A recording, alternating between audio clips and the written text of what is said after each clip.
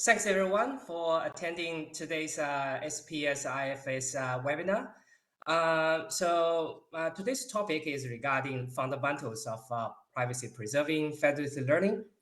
A very quick note is that today's presentation is based on our previous paper, which won the 2022 IEEE Signal Processing Society Best Paper Award. Here I provide the information of the paper, which was published in IEEE TIFS in 2020. So for the moment, this paper has already attracted 1,125 Google citation counts a few days ago.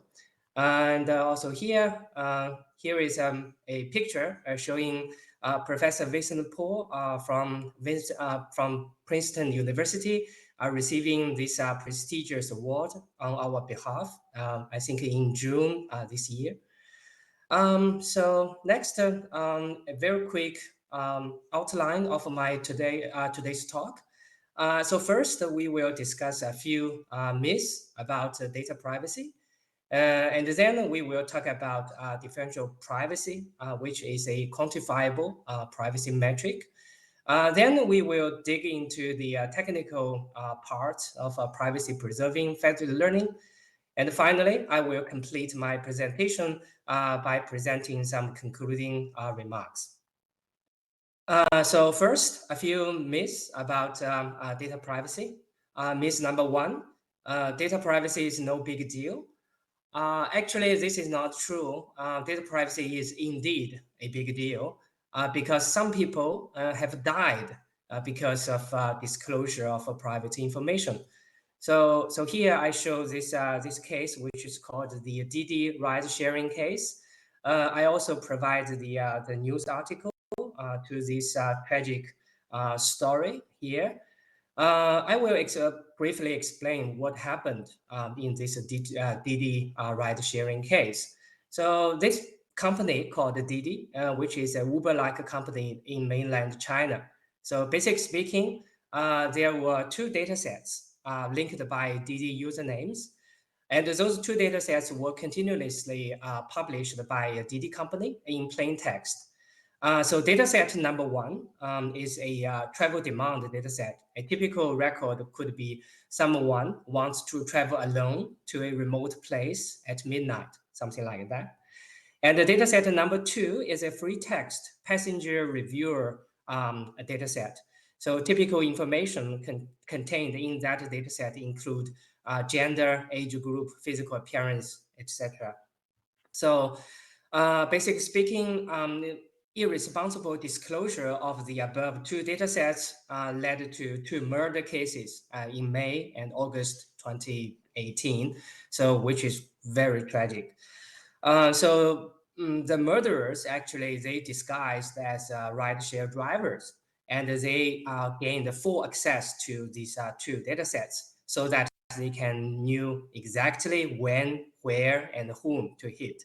So the two people died as a result of this irresponsible disclosure of data. So very tragic story here. Myth number two, big companies will surely protect our privacy.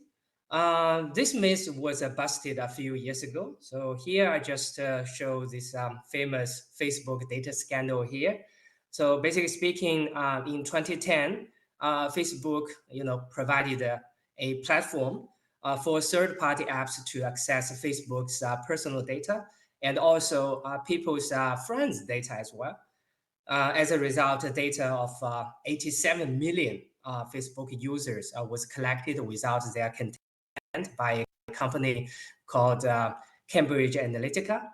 And the information was used for political advertising, targeting the 2016 presidential election in the United States. So I think all of us already knew this story. So this shows that regarding privacy, every individual, every user needed to do something about protecting his or her own privacy. Myth number three, privacy is all about removing individuals' IDs. This is also not true. So here, let me use two example to explain this. On this slide, I showed a picture downloaded from Google Street View. On this picture, you can see that there is no license plate or there is no human faces, right? So those information has already been blurred by Google. So you can kind of say that in this image there is no ID information, right? So seems to be safe, quite safe to use this kind of image. But actually, the problem lies with the vehicle on the left-hand side. So this one. So the problem is that this vehicle is highly unique. I believe the vehicle's model is called um, um, Mustang Mark One, manufactured by Ford company. I think in the 70s. There are only hundreds of these vehicles existing in the United States right now. And also, if we consider the customized paint job of this vehicle, I guess the car owners, friends or neighbors or even colleagues can easily recognize this particular vehicle. And then they can cross-reference the timestamp and the location associated with this image, and then they might be able to deduce some private information from this seemingly harmless image. So this shows that privacy is more about just removing individuals' ID information. So any unique information contained in the data could be used to re-identify someone. Myth number four, people tend to think that preserving privacy is actually super easy. You just add some noise here and there. This statement is actually half true. So indeed, most of the existing privacy preserving methods, they do involve adding noise at some point. However, just because the method is easy, it does not mean that there is no technical challenge associated with this noise perturbation.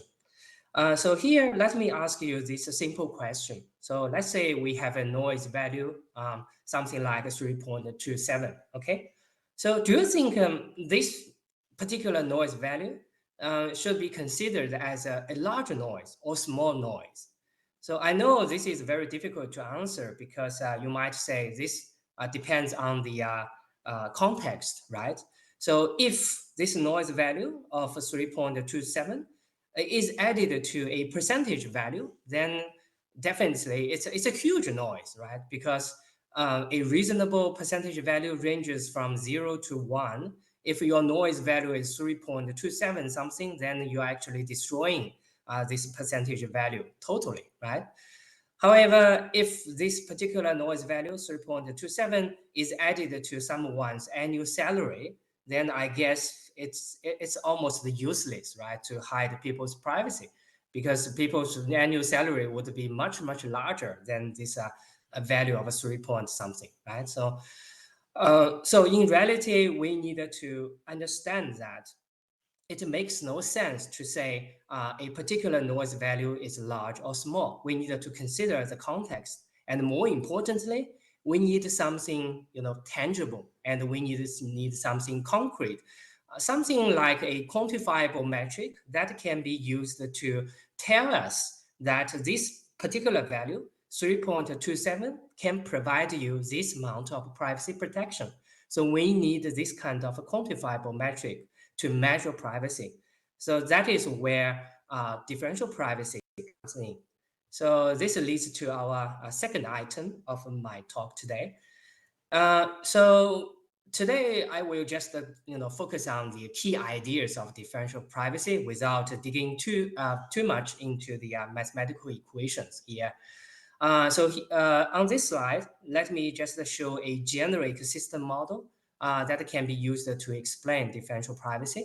On this figure, you can see we have original data denoted by X, and at the end, we have some observation, okay, denoted by Y.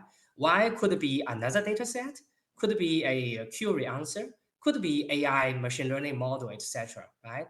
And in the middle, we have a mechanism This mechanism could also be anything. So it could be a very simple Python program that extracts the distribution from X, or could be some language model based query answering machine, something like that. So M could be anything. So here, the key idea of differential privacy is that whatever you observe in Y, we want to make sure Y is almost independent of any record in X. In this way, we can give everyone plausible deniability. So let me explain this in a little bit more detail. So in order to achieve this, almost independency thing, mathematically speaking, this can be translated to two, likelihood probabilities, and we want to make sure those two probabilities are very similar. So the first probability is probability of Y conditioned on X. X is the original data. Okay. The second probability is probability of Y conditioned on X prime. X prime is an alternative data set, and this X prime could be anything. So the only constraint is that X prime should be a neighbor data set of X. So that means X prime and X only differs in just one arbitrary record. So that's the only constraint here. So if we can achieve this, then you can imagine that from an attacker's point of view, he or she cannot tell whether the observed Y is caused by one of the following two cases. So case number one, X with an individual A, and case number two is X prime without an individual A. So according to the definition, X and X prime, they are neighbor data sets, right? So if you can make sure these two likelihood probabilities are very close, then there is no way to tell which case is the ground truth case, right? So in this way, because we didn't put any constraint on this individual A, it is arbitrary, totally arbitrary. So that means the attacker cannot even tell whether anyone is in or not in the original data X. So thus, we can give everyone plausible deniability. So that's the fundamental idea of differential privacy. So it's all about making two likelihood probabilities very similar to each other. And a beautiful part of this differential privacy criterion is that any post-processing does not compromise differential privacy. So here I just use a very simple post-processing function denoted by Z. That could be anything. Okay, it could be a large language model based on ChatGPT. So it could be something as complicated as that. So we can say we have a function G representing ChatGPT function. Okay. The beautiful part of this differential privacy is that the probability of Z conditioned on X actually equals to probability of Y conditioned on X, where Y is just the inverse function of G conditioned on Z, something like that. So in this way, we don't need to worry about what kind of tools or machine learning models the attackers have could violate people's privacy. So as I mentioned before, the key idea of differential privacy is regarding these two likelihood probabilities. So that means we can take the ratio, right? Take the ratio, and we get this likelihood probability ratio, and we bound this ratio with e to the power of epsilon. And this epsilon becomes something called the privacy budget. And according to definition, epsilon should be a value larger than 0, right? And a smaller epsilon means the likelihood probability ratio is very close to 1. And those two probabilities will be would be non-differentiable. So that means a better privacy. So that means if we have a smaller epsilon, then we have a better privacy. So that's the intuition of differential privacy. So next, how to achieve differential privacy, right? So as we discussed before, we wanted to add noise. So intuitively speaking, if the noise is larger, then epsilon would be smaller and your privacy would be better. And we also needed to keep in mind that if we add too much noise, then the data utility would be very poor. So in reality, we needed to keep an eye on something called the trade-off between privacy and utility. So usually we have a figure, something like the one showed on the right-hand side. So in this figure, the x-axis shows the epsilon value, and the y-axis shows the utility. Utility could be anything, okay? Could be an accuracy of a machine learning model, could be the divergence from the original distribution and the distribution from the perturbed data set, something like that. So anyway, we have this curve shows the trade-off between privacy and utility. And in reality, we need to understand that a better privacy comes with a price. That means a worse utility. So all we needed to do is to find a beneficial trade-off point. So we want to make sure the utility does not drop too much, right? So that we can find a threshold of utility, and we find out what's the achievable epsilon or the privacy protection level that can be guaranteed for this particular data set or for this particular procedure. Okay, next we will dig into the technical details of privacy preserving federated learning. Before showing the math work and the system model, there is one thing I would like to quickly put away. That is, federated learning itself does not guarantee privacy. I know that people tend to think that, since federated learning does not allow direct sharing of your data, then perhaps it's already privacy proof. Actually, that is not true. So here I show this famous paper published in NIPS 2019.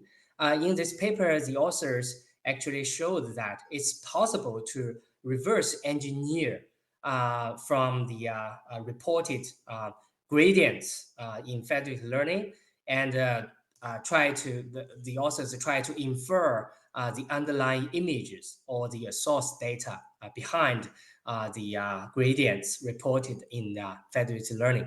So as you can see in the figure shown on the right-hand side, after certain iterations, the authors successfully used adversarial training to recover the underlying images in federated learning.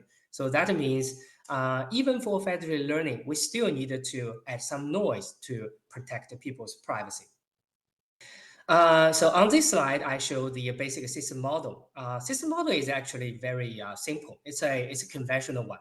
So on this figure, we can see that we have multiple clients denoted by C1, C2, all the way to CU.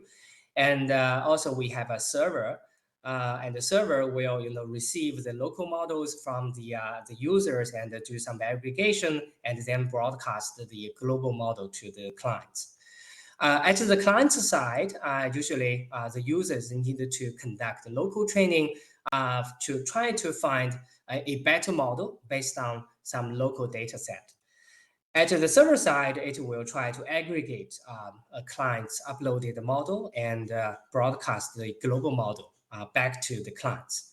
So in the middle, we needed to add something that can protect the people's privacy. So here we are considering a privacy threat model. That is, the server cannot be fully trusted. So the server could be some giant company, right? So as we discussed at the beginning, we should not we should not trust those companies to protect our own privacy. So we assume that the server could be malicious. What we want to do with the differential privacy in federated learning is that we allow the users to first clip the local model parameters, WI, with a maximum norm of C. And then the users or clients will apply differentially private Gaussian noise to the local model parameters, WI. T denotes the index of a training run. So this is called noise before aggregation, so shortened as NBA. So here I show the short equation to add noise to the local model parameters, Wi. In our paper, we tried to answer this fundamental question. So for a given privacy protection level, epsilon, what is the optimal number of training rounds or the optimal number of communication rounds to achieve the best machine learning performance? So before showing our math work, let me first discuss the intuition first, so that you can understand the basic idea we are trying to uh, present. So first, let us forget about noise, okay? There is no noise. So in a vanilla federated learning, we know that the number of training rounds should be sufficiently large as long as it does not cause any overfitting problems, right? So this is with the vanilla federated learning. So everything is regarding the training performance, okay? So the training rounds should be sufficiently large. Now, when we consider noise, things start to change. So first, if we consider differentially private noise, then the training rounds should not be too many. So let me explain.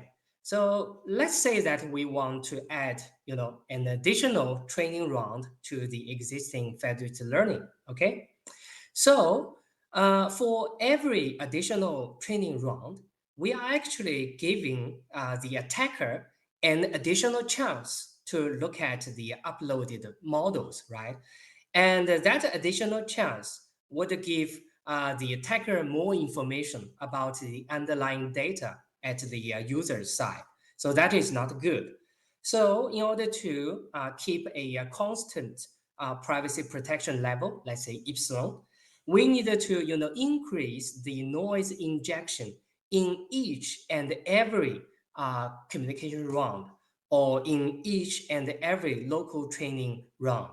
So that is really not good. So at the beginning, you can do that because if you only have 5 rounds or 6 rounds of training, it's no big deal. So the additional noise is not that great.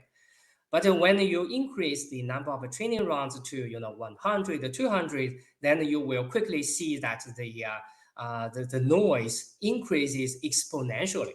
So that means at some point, it is not beneficial to do additional training anymore because the additional noise would be just too much. So that means if we consider differentially private noise, then the training rounds should not be too many. On the other hand, when we consider noise, the training rounds should not be too few as well. This is easy because with too few training rounds, then the federated learning would be premature. So from these two intuitions, we can kind of get the idea that when we consider differentially private noise in federated learning, the training performance would be a convex function with respect to the training rounds. So that's the fundamental idea or intuition before doing our math work. So next, let me quickly show our math work here. Due to time limitation, I will not go into the details. I will just show the conclusion and explain what we have calculated. Okay. So we presented, I think, two theorems in the paper. So first theorem is regarding the loss function, the machine learning loss function versus the training round.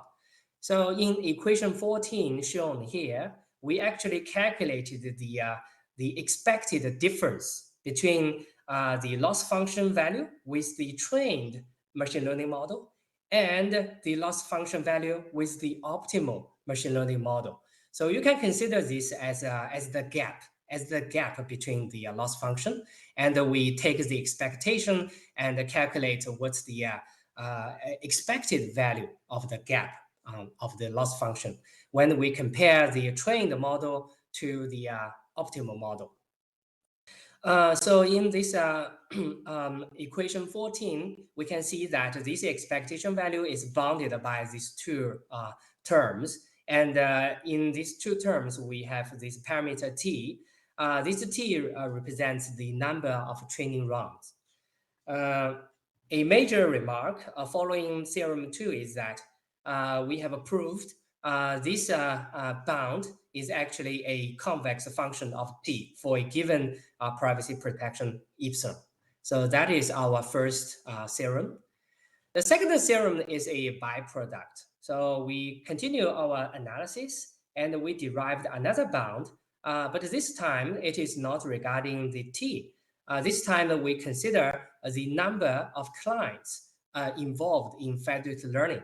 So we can consider that in federated learning we might have 50 users or clients, but in each round it does not mean that we have to use those 50 users local models, right? So we could do some down selection. And from this theorem, we have found that it is usually not the best strategy to use all of the available federated learning clients. We should down select some users from the pool of users. And the number of down selection is denoted by K. And the interesting fact is that we find the expected loss function gap is actually also another convex function with respect to this K value. I will show experimental results to showcase this convex curvature later. So next, let's talk about experiments. So in our paper, we actually used a very simple setting in terms of experiments. We used the MNIST dataset, which is a handwritten digit dataset consisting of 60K training samples and 10K testing samples. So here I plot a few typical images in this MNIST dataset. Regarding machine learning model, we are using a very simple multi-layer perception network, MLP, with just one hidden layer of 256 neurons. Activation function, a typical one, ReLU. Last layer is a softmax layer of 10 classes. Loss function is cross entropy, which is equivalent to maximum likelihood in this case.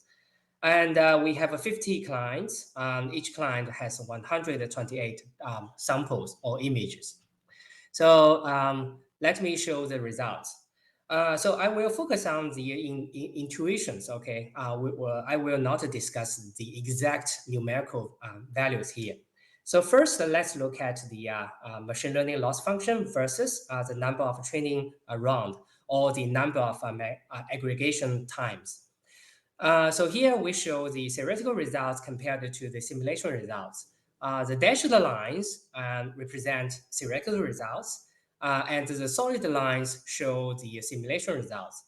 As you can see here, both sets of curves show convex curvatures, which means that indeed the machine learning performance is a convex function with respect to the number of training round or the number of aggregation times.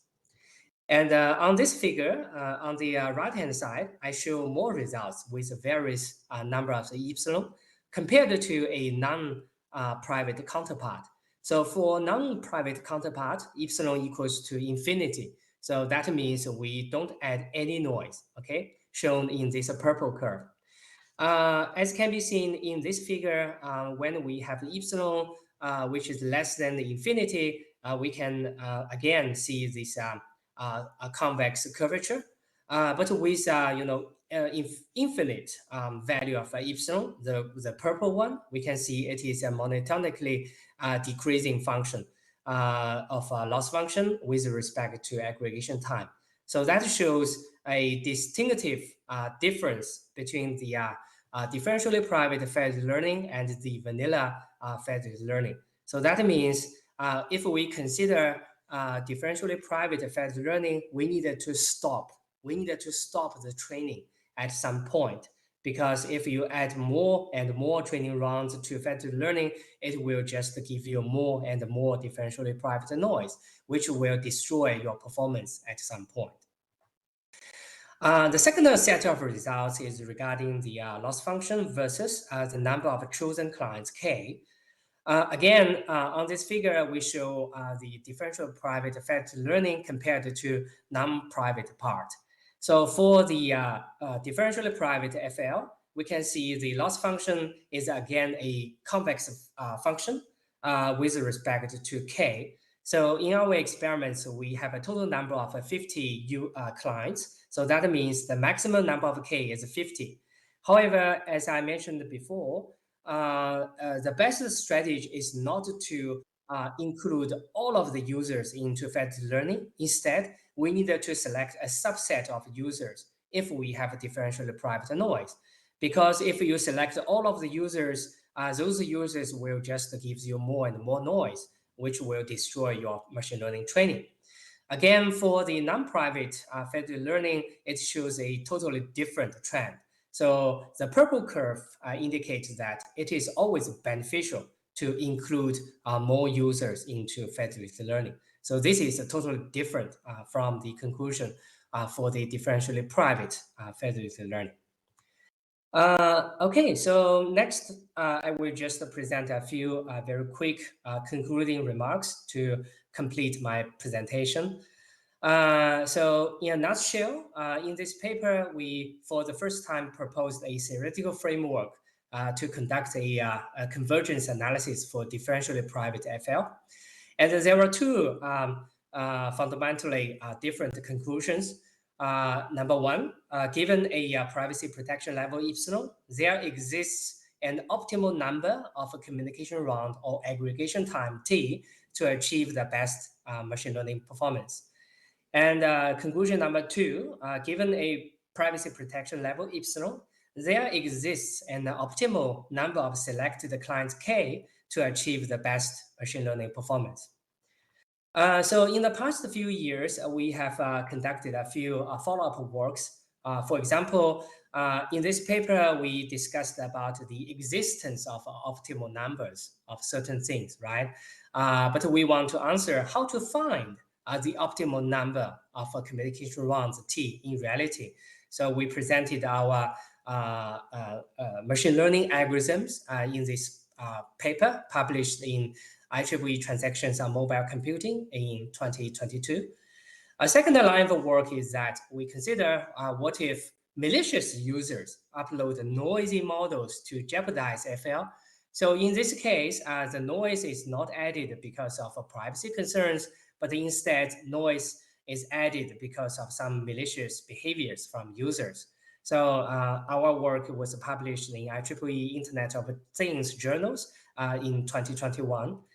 A final line of work is that what if some lazy users just upload plagiarized and noisy models to blockchain-based FL?